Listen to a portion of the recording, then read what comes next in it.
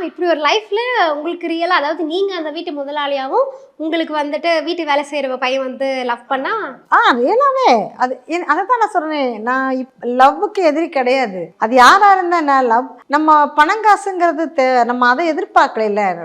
பொண்ணு நல்ல பொண்ணா, நல்லா படிச்சிருக்கா, நல்ல பொண்ணு, அவ்வளவுதான். அவங்களுக்கு பிடிச்சிருக்கு, அவங்க வாழ போறாங்க. அதுல நம்ம என்ன சொல்லி என்ன பண்ண போறோம்? அதுதான் என்கிட்ட ஃபஸ்ட்டு. இதை சொல்லலாமா சொல்லக்கூடாதான்னு தெரியல. இந்த ட்ராக் ஓப்பன் ஆகும்போது எல்லாருமே எங்கள் டீமில் கொஞ்சம் அப்படியேவும் என்ன இப்படி இன்னும் வேலைக்காரி மகனை போய் கல்யாணம் பண்ணுற மாதிரி கொண்டு வர்றாங்க. ஃபஸ்ட்டு இது இப்படி வரப்போகுதுன்னு எனக்கு ரொம்ப நாளாக தெரியாது. ஆனால் எல்லாருக்கும் தெரிஞ்சிருக்கு இந்த மாதிரி ட்ராக் வந்து இப்படி மாதிரி செல்வியோட பையனை காட்ட போகிறாங்க, செல்வி பையனுக்கு ஆடிஷன் நடந்துட்டுருக்கு அப்படின்னு. ஆல்ரெடி பையங்க 3 பேரை காமிச்சாலும் இப்போ எவ்வளோ 5-6 வருஷம் ஆயிடுச்சுன்னா பையன் கலெக்டர் படிக்கிறான்னா படிக்கிற அளவுக்கு பெரிய பையனாக வரணும்ல. நல்லா ஆடிஷன் நடந்துட்டுருக்குங்கிற விஷயம்லாம் எனக்கு தெரியவே தெரியாது.